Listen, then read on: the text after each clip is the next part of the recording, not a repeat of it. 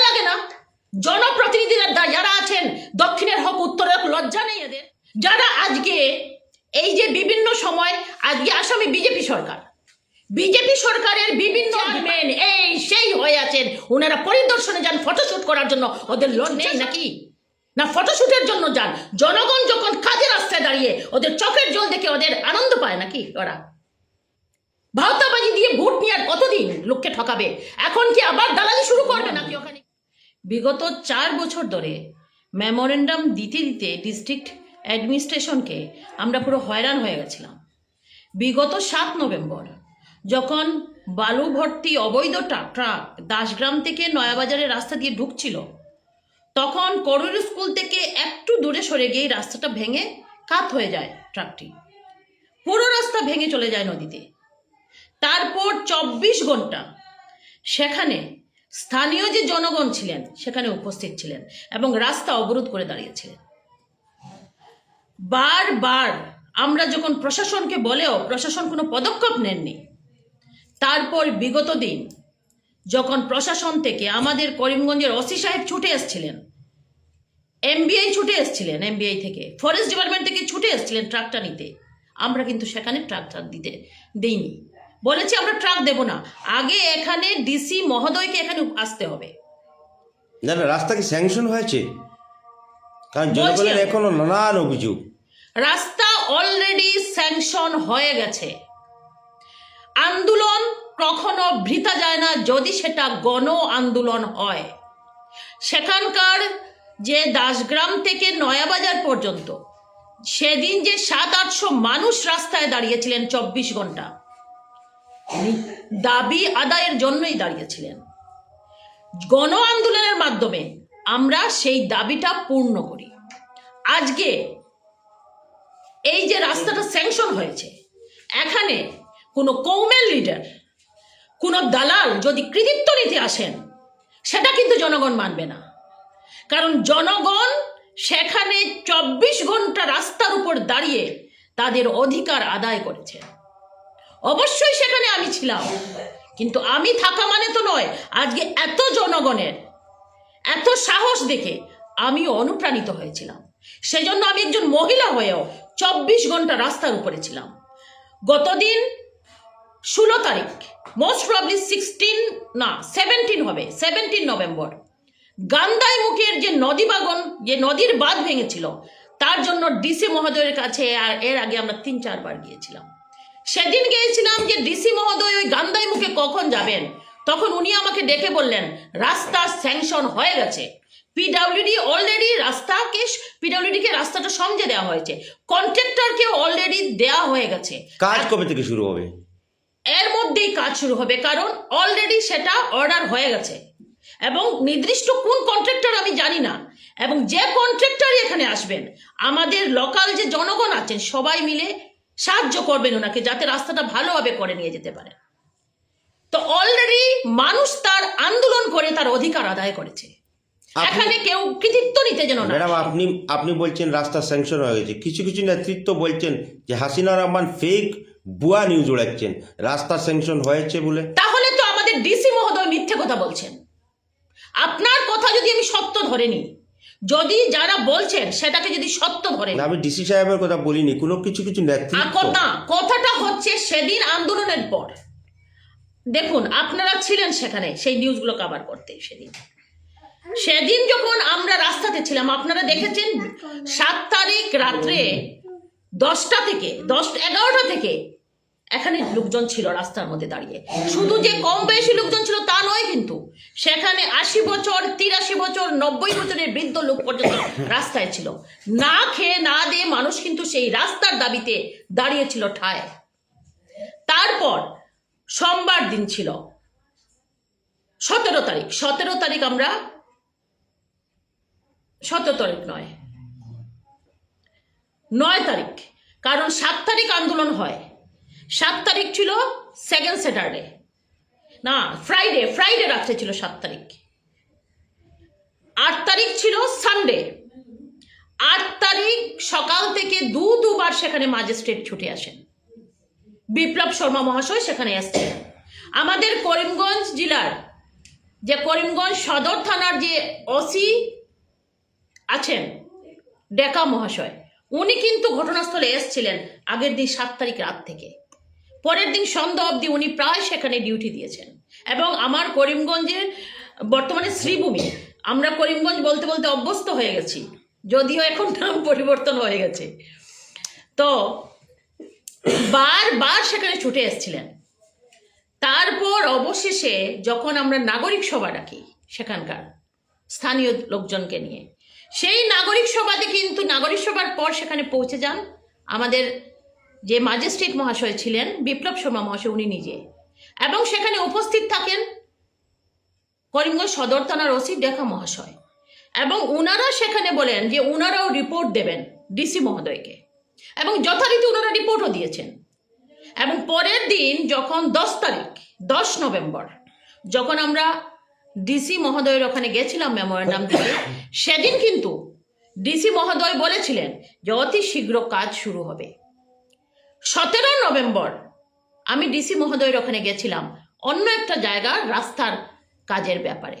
তখন উনি বলেছেন আমাকে যে রাস্তা স্যাংশন হয়ে গেছে, পিডব্লিউডি সেটা সমঝে নিয়েছে এবং কন্ট্রাক্টরকেও সেখানে দিয়ে দেওয়া হয়েছে, অতি শীঘ্র কাজ শুরু হবে সেখানে। ঠিক আছে ম্যাডাম, ধন্যবাদ। এমনও কিছু নেতৃত্ব আছেন যারা বলছেন হাসিনা রহমান চৌধুরী নিজের বাড়ির সম্মুখের রাস্তাটি ঠিক করানোর জন্য রাজনীতি করে যাচ্ছেন, এটা কি সত্যি? আচ্ছা, হতে পারে সেটা। রাস্তা দিয়ে আমি বাড়ি যাই, আমার বাড়ি তো সেটেলমেন্টেও আছে, আমার বাড়ি তো ডিমপুরেও আছে, ঠিক না? তো গান্দাই মুখ যদি এটা কেউ বলেন, তাহলে ওনারা কেন বলছেন আমি জানি না। আজকে যখন গান্দাই মুখ, সেখানে তোমার বাড়ি নয়। বটরসি যে এই যে পারুল নাকি শাহাবুল ইসলাম চৌধুরীর বাড়ির পাশ দিয়ে যে রাস্তাটা গেছে, সেটা কিন্তু আমার বাড়ির রাস্তা নয়। সে রাস্তার কন্ট্রাক্টর যখন কাজ নিয়েছিলেন, কাজ হচ্ছিল না, তখন কিন্তু আমরা ডিসি মহোদয়কে মেমোরেন্ডাম দিই এবং সেই মেমোরেন্ডামের উপর ভিত্তি করেই সেই কন্ট্রাক্টর সেখানে কাজ করিয়েছিলেন। তখন বৃষ্টির সময় ছিল, বর্ষাকাল ছিল তখন। তারপর এই যে গান্দাই মুখ, যে গান্দাই মুখের নদীবাদের জন্য বিগত 2024 সালে আমাদের জলসম্পদ উন্নয়ন মন্ত্রী পীযূষ হাজারিকা মহাশয় এই জায়গাতে এসেছিলেন এবং উত্তরের বিধায়ক ও দক্ষিণের বিধায়কও সেখানে গিয়েছিলেন, গিয়ে ওখানে কথা দিয়েছিলেন যে অতি শীঘ্র মাসখানেকের মধ্যে নদীবাঁধ যেটা ভেঙেছে সেটা ঠিক করা হবে। 1 বছর চলে গেছে কিন্তু কোনো কাজ হয়নি। 2025-এ যখন আমরা বন্যা টের পাইনি, কিন্তু নদীর লাগোয়া যাদের বাড়ি করছিল ওরা কিন্তু বন্যা টের পেয়েছে। যখন আমাকে ফোন করেছিলেন মে মাসে ওখানে স্থানীয় জনগণ, তখন কিন্তু সন্ধ্যের দিকে আমি নববার্তা টুডের একজন সাংবাদিক ভাইকে নিয়ে ওখানে গেছিলাম। গিয়ে দেখলাম যে জল ফোর্সে এত স্পিড, জলের গতি এত তীব্র যে মানুষের বাড়িঘরের দিকে ছুটে যাচ্ছে। কেউ নেই, কোনো জনপ্রতিনিধি সেখানে উপস্থিত ছিলেন না। জানো নি 1 বছর পর খবর নিতে। অনেক মহিলারা সেখানে হাত পা সব ভেঙে ফেলেছেন। অনেক গরিব মহিলা ছিলেন যাদের চিকিৎসা করানোর মতো টাকা নেই, মানুষ চাঁদা সংগ্রহ করে শিলচারে ওদের ট্রিটমেন্ট হয় কোন এক হসপিটালে। সেই জায়গা কিন্তু গান্দাই মুখ ভিলেজ এবং সেটা হিন্দু অধ্যুষিত গ্রাম। পাশে একটা মন্দির আছে যেটা নদীতে তলিয়ে যাচ্ছে প্রায়। সেই জায়গাতে যখন গেছিলাম 2025-এর মে মাসে, তখন সেখানকার জনগণ আমাকে বলেন যে বিগত বছর পীযূষ হাজারিকা মহাশয় উত্তরের বিধায়ক ও দক্ষিণের বিধায়ক সেখানে গিয়েছিলেন, কথা দিয়েছিলেন কাজ হবে, কিন্তু 1 বছরের পরও কোনো কাজ হয়নি। তারপর সেটা নিয়ে আমরা নিলামবাজার সার্কুল ঘেরাও করি। নিলামবাজার সার্কুল থেকে আমরা করিমগঞ্জ ডিসি অফিস ঘেরাও করি। তারপর ডিসি মহোদয় কথা দিয়েছিলেন অতি শীঘ্র কাজ হবে এবং উনি নিজে পরিদর্শনে যাবেন। বিগত 17 নভেম্বর ডিসি মহোদয়ের ওখানে গেছিলাম যে কবে পরিদর্শন করতে যাবেন সেটার জন্য। উনি কথা দিয়েছিলেন এর মধ্যে উনি যাচ্ছেন। তো যখন যাবেন আপনারা জানতে পারবেন। তো গান্দাই মুখের যে রাস্তাটা, সেটা তো আর আমার নয়, সেটা তো আমার বাড়িও নয়, কিন্তু সেটাও আমার ঘর। কেন ঘর জানেন তো? বর্তমানে আমি দক্ষিণ করিমগঞ্জের একজন নাগরিক এবং ভোটার, ঠিক আছে? যদি আমি দক্ষিণ করিমগঞ্জ যদি আমার ঘর হয়, আমার বাড়ি হতে পারে ডিমপুর, কিন্তু আমার বাড়ি যদি বান্দরগুনাতেও কোনো সমস্যা হয় সেখানে আমাকে ছুটে যেতে হবে। আজকে ডেফোলালতে কোনো সমস্যা হলে আমাকে ছুটে যেতে হবে। আজকে আঙ্গুরা, দুর্গানগর আঙ্গুরা জীবিতে যদি কোনো সমস্যা হয় আমাকে ছুটে যেতে হবে। যেহেতু আমরা রাজনীতি করছি, মানুষের পাশে দাঁড়িয়ে কাজ করতে হবে। আজকে যারা ভুয়ো মানুষকে ভাওতাবাজি দিচ্ছে, এই যে 4 বছর ধরে আমরা যখন FN রোডের জন্য মেমোরেন্ডাম দিলাম, 4 বার মেমোরেন্ডাম দেওয়া হয়েছে FN রোডের, মানে এত খারাপ হাল ছিল আপনারা নিশ্চয়ই জানেন। এই যে আজাদ হাই স্কুলের সামনে যখন রাস্তাটা ভেঙে নদীতে পড়ে গেছিল, একান্ত তখনও বিধায়ক ছিলেন এবং সেই বিধায়কও আজকে আছেন। যখন ভেঙে নদীতে পড়ে যায় তখন এখানে মাস্টার মশাইরা স্কুল যেতে পারছিলেন না। আমি এবং আরো কিছু সমাজে যারা কাজকর্ম করে ওনারা সবাই মিলে চাঁদা তুলে সেই রাস্তাটা ঠিক হয়। এখনো দেখবেন সেখানে ইট ফেলা আছে, সে রাস্তা দিয়ে এখনো সরকারের বিভিন্ন ধরনের গাড়ি ঘোড়া যায়, কিন্তু সরকারের কোনো পদক্ষেপ নেই। আজ অবধি শুনেছি FN রোডের রাস্তাও স্যাংশন হয়ে গেছে। এত মেমোরেন্ডাম দেওয়ার পর যে রাস্তা স্যাংশন হয়ে গেছে, ঠিক আছে, রাস্তার কাজে ধরা হচ্ছে না। লজ্জা লাগে না? জনপ্রতিনিধিরা যারা আছেন, দক্ষিণের হোক উত্তরের হোক, লজ্জা নেই এদের? যারা আজকে এই যে বিভিন্ন সময়, আজকে আসামে বিজেপি সরকারের বিভিন্ন ডিপার্টমেন্টের চেয়ারম্যান এই সেই হয়ে আছেন, ওনারা পরিদর্শনে যান ফটোশুট করার জন্য। ওদের লজ্জা শরম বলতে কিচ্ছু নেই নাকি? না ফটোশুটের জন্য যান? জনগণ যখন কাজে রাস্তায় দাঁড়িয়ে ওদের চোখের জল দেখে ওদের আনন্দ পায় নাকি? ওরা ভাওতাবাজি দিয়ে ভোট নিয়ে আর কতদিন লোককে ঠকাবে? এখন কি আবার দালালি শুরু করবে নাকি ওখানে গিয়ে? না কৌমের নেতাগিরি শুরু করবে? জনগণ এগুলো আর মানবে না, অনেক হয়েছে।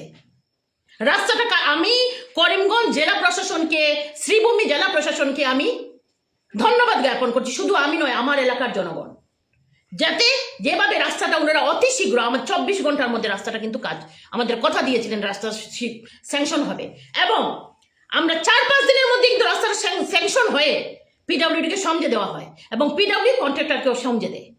সেজন্য আমরা ধন্যবাদ জ্ঞাপন করছি শ্রীভূমি জেলা প্রশাসনকে। তো কৃতিত্বটা যেন কোনো এই যে ভোট নিয়ে, জনগণের ভোট নিয়ে যারা খেলা করেছে এতদিন, যারা সরকারে থেকেও, আজকে আসাম সরকার কিন্তু বিজেপি, কেন্দ্র সরকারও বিজেপির, আসাম সরকারে থেকে যারা এখান থেকে প্রতিনিধি হয়ে দল পরিবর্তন করেছে, যারা এখানে বিভিন্ন সরকারের বিভিন্ন দপ্তরে আছে, আজকে এখানে বলেছি আমি একটু আগে চেয়ারম্যান, ওরা যেন কোনো কৃতিত্ব নিতে না চায়। কারণ 4 বছর ধরে কি করছিল? ঘাস কাটছিল নাকি? না দালালি কিভাবে করা যায়, কমিশন কিভাবে খাওয়া যায় সেটা চিন্তা ভাবনা করছিল? আজকে মানুষ তার আন্দোলন করে অধিকার আদায় করেছে। আজকে যেন সেখানে কৌমের নেতাগিরি আর দালালবাজি যেন সেখানে কেউ করতে না যায়। জনগণ আন্দোলন করেছে, প্রশাসন সেখানে সহযোগিতা করেছে। এখন ওখানে যে কন্ট্রাক্টর যাবেন, যিনি যাবেন, ওনাকে স্থানীয় জনগণ সহযোগিতা করবে এবং সেখানে কাজ হবে, এবং সেটা অতি শীঘ্রই কাজ হবে। ঠিক আছে, ধন্যবাদ।